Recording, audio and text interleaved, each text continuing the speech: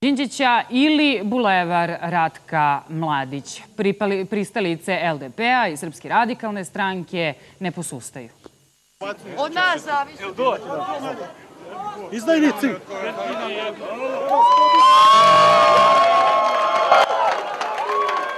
Rat za Novobeogradski bulevar se nastavlja.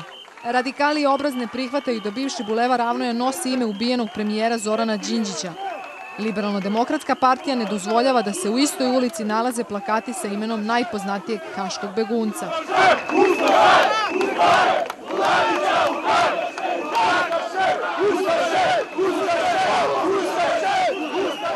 Bliski susret političkih protivnika na teritoriji LDP-a.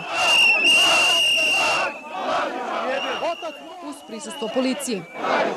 Smatramo da nema mesta u Srbiji za plakate sa imenom najteženijeg haškog optuženika, čovjeka koji je optužen da je počinio najteže ratne zločine, a posebno nema mesta u bulevaru Zorana Đinđića.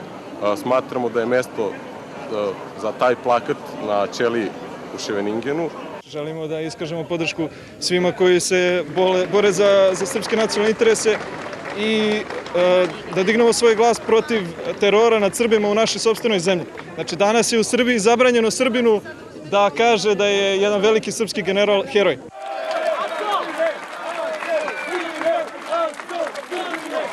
U borbi je sve dozvoljeno. Čak i selotip.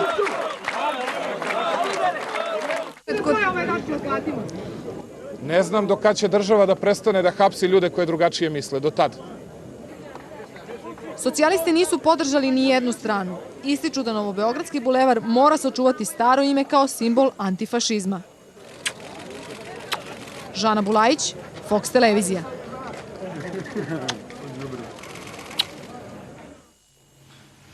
G17